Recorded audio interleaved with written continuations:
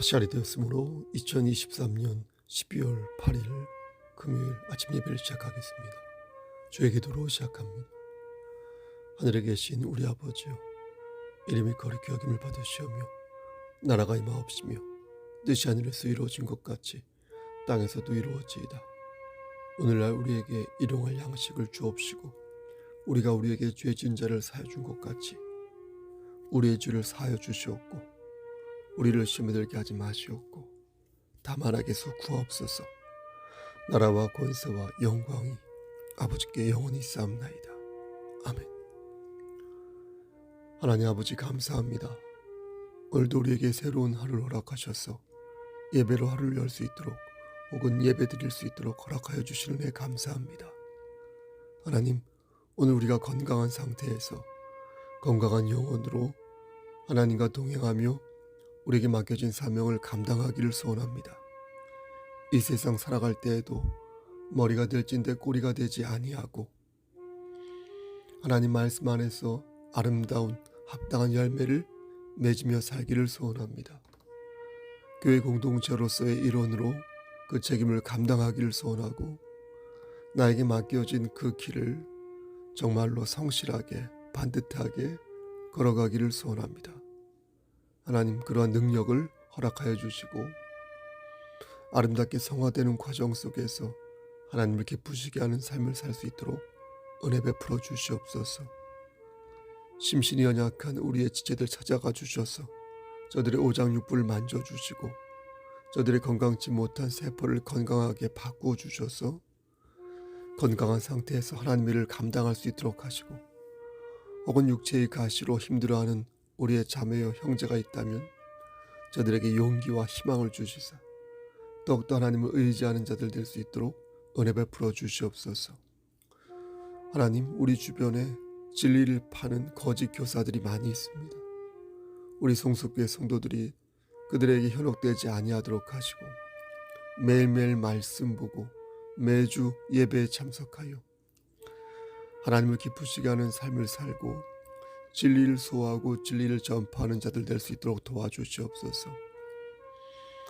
자기에게 이로운 일들만 도모하는 얍삽한 그리고 정말로 비겁한 그리스도인이 되지 않도록 하시고 알곡같이 알청같이 아름답게 성장하는 성숙한 그리스도인 될 수 있도록 우리의 심령을 붙잡아 주시옵소서. 모든 말씀 예수 그리스도인 받들어 감사하며 기도드렸사옵나이다. 아멘. 하나님 말씀 사도행전 18장 1절에서 11절 말씀입니다. 제 성경으로 신약성경 218쪽입니다. 사도행전 18장 1절에서 11절입니다. 그 후에 바울이 아덴을 떠나 고린도에 이르러 아굴라라 하는 본도에서 난 유대인 한 사람을 만나니 글라우디오가 모든 유대인을 명하여 로마에서 떠나라 한 고로 그가 그 안에 브리스길라와 함께 이달리아로부터 새로 온지라. 바울이 그들에게 가매 생업이 같으므로 함께 살며 일을 하니 그 생업은 천막을 만드는 것이더라. 안식일마다 바울이 회당에서 강론하고 유대인과 헬라인을 권면하니라. 실라와 디모데가 마게도냐로부터 내려오매 바울이 하나님의 말씀에 붙잡혀 유대인들에게 예수는 그리스도라 밝히 증언하니 그들이 대적하여 비방하거늘 바울이 옷을 털면서 이르되 너희 피가 너희 머리로 들어갈 것이요 나는 깨끗하니라. 이후에는 이방인에게로 가리라 하고 거기서 옮겨 하나님을 경외하는 디도 유스도라 하는 사람의 집에 들어가니 그 집은 회당 옆이라.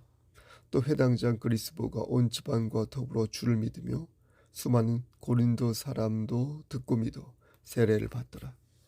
밤에 주께서 환상 가운데 바울에게 말씀하시되 두려워하지 말며 침묵하지 말고 말하라. 내가 너와 함께 있음에 어떤 사람도 너를 대적하여 해롭게 할 자가 없을 것이니 이는 이 성중에 내 백성이 많음이라 하시더라. 11절 1년 6개월을 머물며 그들 가운데에서 하나님의 말씀을 가르치더라. 아멘. 하나님 이 말씀을 들어 사용하여 주시옵소서. 예수님의 이름으로 기도하였습니다. 아멘. 용기를 얻는 방법은 여러 가지가 있습니다. 누구에게 위로를 받는 방법이 있고요. 아니면 스스로 희망을 품는 방법도 있습니다. 하지만 뭐니 해도 용기를 가질 수 있는 가장 좋은 방법은 하나님을 신뢰하여 당신님이 나를 지켜주실 거라고 믿는 방법일 것입니다. 여러분, 전시 중 군인은 이런 경험을 확실하게 할 것입니다. 그가 그리스도인이라면 믿을 것은 하나님밖에 없다는 것을 절실히 느낄 것입니다. 여러분, 수술실에 들어가는 환자도 아마 그럴 것입니다. 그가 그리스도인이라면 하나님께 기도하고 또 기도할 것입니다. 하나님께서는 여러 방편을 통하여 우리에게 용기를 주시고 그 과정에서 큰 교훈도 주십니다. 그러므로 하나님께서 주시는 용기와 교훈은 그 어떤 것보다도 확실하고 귀한 선물인 것입니다. 오늘 본문을 보면 예수님께서 환상 가운데 바울에게 말씀하는 장면이 나옵니다. 9절과 10절 말씀에 두려워하지 말며 침묵하지 말고 말하라. 내가 너와 함께 있음에 어떤 사람도 너를 대적하여 해롭게 할 자가 없을 것이니 이는 이 성중에 내 백성이 많음이라. 이렇게 말씀하셨습니다. 사도 바울은 복음을 전하면서 여러 난관에 부닥쳤습니다. 특히 유대인들이 바울을 여러분 얼마나 괴롭혔는지 모릅니다. 바울이 전한 복음의 핵심은 예수가 그리스도다라는 것이었습니다. 그러니까 더 이상 그리스도를 기다리지 말라는 것이었습니다.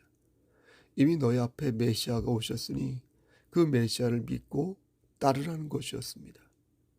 하지만 유대인들은 참으로 못난 사람들이었습니다. 그들은 복음을 받아들이지 않았습니다. 그리고 복음을 전한 바울을 죽이려고 하였습니다. 성경은 그것을 대적이라는 말과 비방이라는 말로 표현해주고 있습니다. 여러분, 대적이 무엇입니까? 맞서 싸운다는 거 아닙니까? 바울 곁에는 소수의 사람만 있었는데 큰 집단을 이루었던 유대인들이 대적하였던 것입니다. 다수의 사람이 소수의 반기를 들고 대적한다는 것은요, 여러분 매우 위협적인 행동 아닙니까? 그들은 돌멩이를 던져 죽일까 생각하였고 벼랑에서 밀어뜨려 죽일까 생각하였습니다. 멱살을 잡고 바울을 내리꽂을까 생각하였고 아무튼 별별 방법으로 바울과 그를 따르는 소수의 무리를 죽이려 하였습니다. 그들은 대적만 한 게 아니었습니다. 비방도 잘했습니다. 어떤 면에서 보면 대적이 비방보다 나을 수도 있습니다.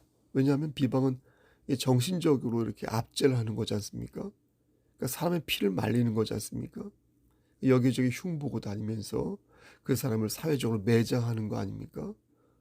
정신적인 폭력을 가하면서 물리적 폭력의 틈을 노리는 것 아닙니까?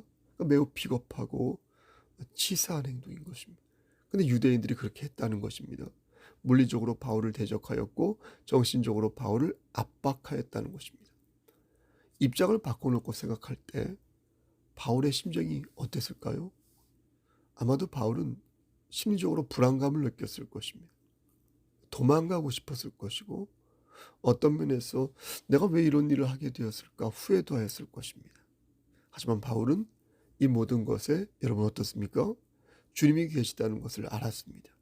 그리고 자신이 설령 주님을 잊는다 해도 잊어버린다 하더라도 우리 주님은 자신을 절대 잊지 않는다는 것을 알았습니다. 그렇죠? 실제 주님은 바울의 마음을 잘 알고 계셨습니다. 그래서 환상 중에 바울을 찾아와서 다음과 같이 우리 주님은 말씀하신 것입니다. 9절 말씀 보니까 두려워하지 말며 침묵하지 말고 말하라.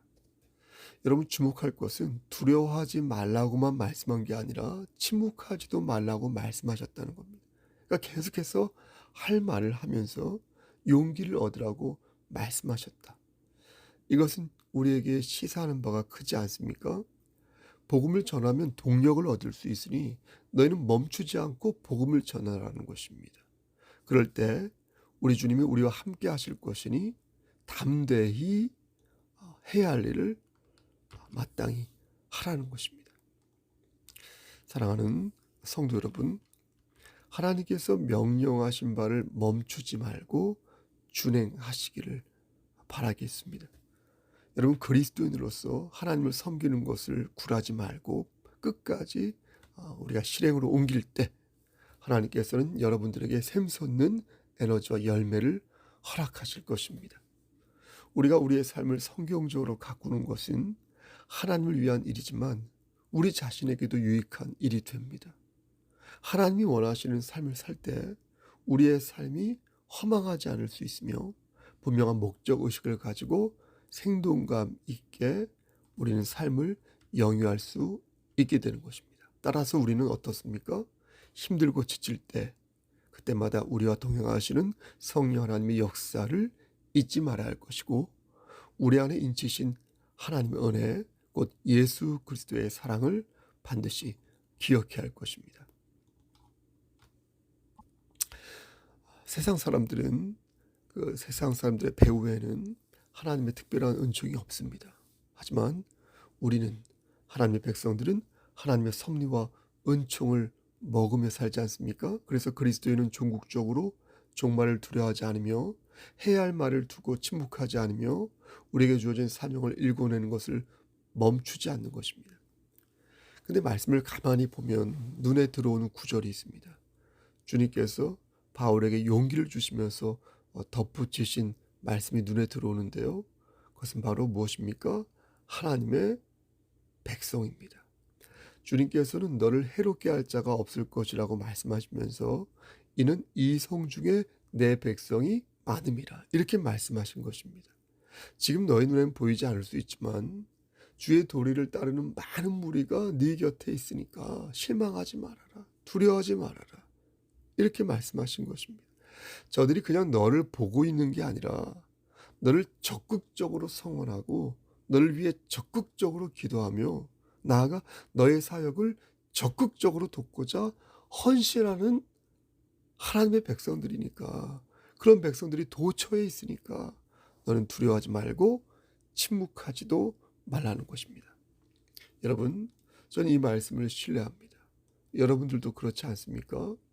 교회가 위기의 상황에 처할 때, 그리스도인이 사방에 우겨쌈을 당할 때, 여러분 앞이 캄캄하여서 정말로 아무것도 보이지 않을 때, 그런 상태에서 하나님께서 믿는 자들을 붙여주사 위기를 극복하게 하시고 짐을 함께 지게 하시고 그럼으로써 우리로 하여금 합력하여 선을 이루시게 하심을 우리 믿는 것입니다. 어떻게 그것을 믿을 수 있을까요? 저로서는 경험을 떠올리지 않을 수 없습니다. 우리 교회는요, 우리 송석교회는요, 그동안 그렇게 유지되었고요. 나 아니면 너희가 잘 될 것 같아 라고 말하는 몇 분들이 있었는데 천만의 말씀, 그렇게 말할 때마다 하나님께서는 우리 교회에 늘 충실한 일꾼을 보내주셨습니다. 그래서 이 말씀을 신뢰하지 않을 수가 없는 것입니다. 그러므로 우리는 두려워하지 말고 침묵하지 말아야 할 것입니다. 우리가 서 있는 그 자리에서 담대히 예수 그리스도라는 복음을 전해야 할 것입니다. 그리고 그리스도 예수 안에서 서로 교제하고 교감하면서 진정한 추억과 아름다운 관계를 계속해서 발전시켜 나아갈 것입니다. 그렇다면 어떻게 복음을 우리는 전해야 할까요? 제일 좋은 방법은 서로가 힘을 합하는 것입니다. 우리가 복음을 전할 때 또 다른 우리가 우리를 도와야 하는 것입니다. 지하철에서 복음을 전하는 사람을 보면 이렇게 몰라 하지 마시고 차갑게 대하지 마시고 상냥하게 미소를 보이는 것도, 미소를 띄우는 것도 저들에게 힘이 될 것이고요. 또 식사 시간에 이렇게 하나님께 기도하는 동료를 보게 되면 역시 격려의 미소, 따뜻한 말 한마디 이렇게 건네고 또 혹은 같이 기도하는 것도 좋은 방법이 될 것입니다. 그러니까 일요일이라 말하지 말고요. 꼬박꼬박 주일이라고 말하는 언어 습관도 도움이 될 것이고요. 주의 사랑을 실천하는 어떤 봉사단체를 보고 그들에게 박수를 보내며 함께 그 일에 동참하는 것도 좋은 방법이 될 것입니다. 교회가 어려울 때, 목사님이 힘들어 보일 때, 성도가 궁지에 몰렸을 때 그들을 위해 중보기도하는 것도 하나님을 기쁘시게 하는 모습 중에 하나일 것입니다. 바울에겐 여러분 동역자가 있었습니다. 아굴라와 그의 아내 브리스길라. 그분들은 본도 출신이었지만 로마에서 살고 있었습니다. 그런데 글라우디오 황제가 로마에 있는 유대인 추방 명령을 내리자 두 사람은 어쩔 수 없이 어떻습니까? 그리스의 고린도로 이주하게 되고 거기에서 바울을 만나 복음을 나누면서 하나의 어떤 그 전도팀을 이루게 됩니다. 근데 재미있는 것은 아굴라와 브리스길라가 바울과 똑같은 일을 하였다는 것입니다. 여러분 3절 말씀 보시겠습니까? 3절 말씀 보니까 생업이 같으므로 함께 살며 일을 하니 그 생업은 천막을 만드는 것이더라. 이렇게 말씀합니다. 근데 그 많은 일 중에서 왜 하필 그분들은 천막을 깁는 일을 한 것일까요?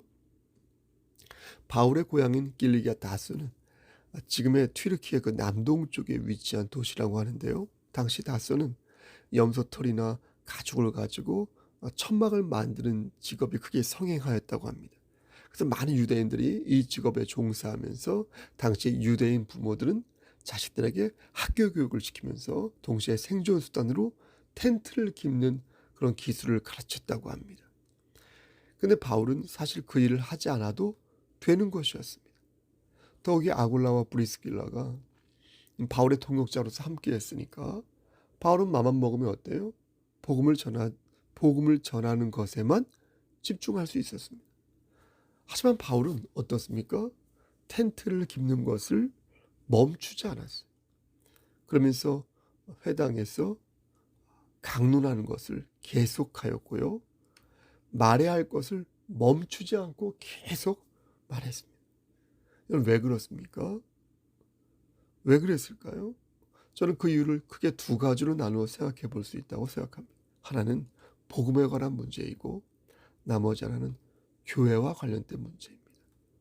오늘은 복음에 관한 문제만 말씀드리고 나중에 기회 될 때 교회와 관련된 부분을 전하겠습니다. 여러분 바울이 텐트를 깁는 것을 끝까지 포기하지 않았던 이유는요. 그렇게 해야 복음을 전하는 것이 유리하였기 때문입니다.